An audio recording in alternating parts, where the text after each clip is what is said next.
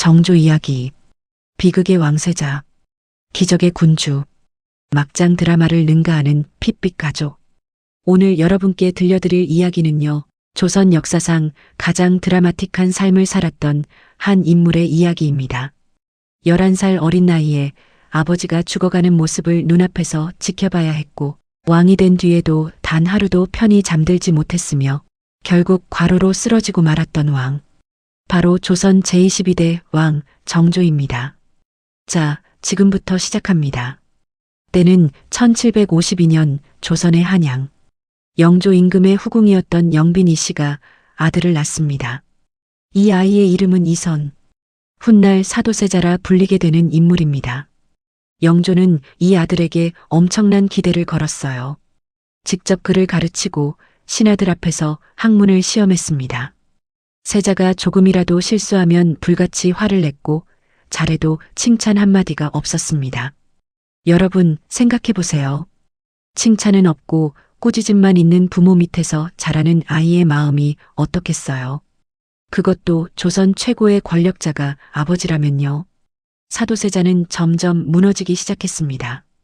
정신이 흔들리고 행동이 이상해졌습니다. 궁궐에서는 차마 입에 담기 어려운 사건들이 벌어졌습니다. 사람을 해치는 일도 일어났습니다. 신하들이 두려워 떨었고 후궁들이 목숨을 걱정했습니다. 영조의 분노는 극에 달했습니다. 그리고 1762년 조선 역사에서 가장 비극적인 날이 찾아옵니다. 음력 윤호월 13일, 창경궁 휘령전 앞들, 영조 임금이 세자를 폐위하겠다고 선언했습니다. 그리고 그 자리에서 명을 내렸습니다. 뒤주를 가져오라고. 뒤주가 뭔지 아세요? 쌀이나 곡식을 보관하는 나무 상자입니다. 어른 한 명이 겨우 들어갈 수 있는 크기의 그 좁고 어두운 나무 상자. 영조는 아들을 그 뒤주 안에 가두었습니다. 한여름이었습니다. 땡볕이 내리쬐는 한여름 떼약볕 아래 뒤주는 뜨겁게 달아올랐습니다. 음식도 없고 물도 없습니다. 공기조차 제대로 들어오지 않았습니다. 사도세자는 그 안에서 여드레를 버텼습니다. 여드레. 그리고 숨을 거두었습니다. 자, 바로 이 자리에 한 아이가 있었습니다. 그 아이의 이름은 이산. 사도세자의 아들, 훗날의 정조입니다. 이산의 나이 겨우 11살이었습니다. 초등학생 나이의 아이가 할아버지가 아버지를 뒤주에 가두는 장면을 두 눈으로 봐야 했습니다. 얼마나 무서웠을까요? 얼마나 혼란스러웠을까요? 할아버지가 두렵고 아버지가 불쌍하고 자신은 어쩌면 좋을지 모르는 그 11살 아이의 마음을 역사책에는 기록되어 있습니다. 이산이 그날 무릎을 꿇고 할아버지 앞에 엎드려 아버지를 살려달라고 빌었다고. 그러나 영조는 듣지 않았습니다. 아버지는 뒤주 속에서 죽어갔고 이산은 그 모든 걸 지켜봐야 했습니다. 이 트라우마는 정조의 평생을 따라다닙니다. 평생을. 사도세자가 죽은 뒤 이산의 처지는 더욱 위태로워졌습니다. 아버지가 역적으로 몰려 죽었으니 아들의 신분도 위험했습니다. 신하들 중에는 이산을 왕세손 자리에서 끌어내리려는 자들이 많았습니다. 왕이 계승권을 빼앗으려는 음모가 끊이지 않았습니다. 영조는 그래도 손자를 지켰습니다. 단 조건이 있었습니다. 이산은 아버지를 아버지라 부를 수 없었습니다. 사도세자는 이미 폐위되어 죽은 죄인이었으니까요. 이산은 영조의 다른 아들, 즉 일찍 세상을 떠난 효장세자의 양자로 입적되었습니다. 법적으로 아버지가 바뀐 겁니다. 아버지의 죽음을 보고도 아버지를 아버지라 부르지도 못하는 살. 이산은 그렇게 성장했습니다. 1776년 영조가 세상을 떠납니다. 이산의 나이 25, 드디어 왕위에 오릅니다. 즉위식 날 정조는 신하들 앞에서 이렇게 말했습니다. 나는 사도세자의 아들이다. 이 한마디가 얼마나 충격적인 선언이었는지 아세요? 공식적으로는 양자로 입적된 왕이 즉위 첫날 자신의 뿌리를 공개 선언한 겁니다. 신하들의 얼굴이 굳어졌습니다. 특히 아버지를 죽이는 데 관여했던 노론 세력들은 등골이 오싹했을 겁니다. 정조 임금의 시대가 시작되었습니다. 그러나 왕이 되었다고 편안한 삶이 보장된 건 아니었습니다. 오히려 그때부터가 더 위험했습니다. 정조 즉위 직후 궁궐 안에서 암살 시도가 있었습니다. 존영각이라는 정조의 침소 주변에 자객이 숨어들었습니다. 지붕 위까지 자객이 올라가 있었다는 기록이 있습니다. 왕의 침실 지붕 위에 칼을 든 자객이 있었던 겁니다. 정조는 그날 밤을 어떻게 버텼을까요? 암살 시도는 한두 번이 아니었습니다. 정조의 재위 기간 내내 반대 세력은 끊임없이 왕을 제거하려 했습니다. 독살 시도도 있었고 반역 음모도 있었습니다. 정조는 잠을 제대로 잘 수 없었습니다. 침소를 자주 바꾸었습니다. 어디서 잘지 미리 알리지 않았습니다. 밤이 무서운 왕, 잠자리가 불안한 왕, 11살에 아버지가 죽어가는 소리를 들었던 그 아이는 어른이 되어서도 밤이 두려웠습니다. 그렇다면 정조는 그냥 두려움에 떨기만 했을까요? 천만에요. 정조는 싸웠습니다. 그것도 아주 치밀하게. 왕위에 오른 정조가 가장 먼저 한 일은 규장각을 만드는 것이었습니다.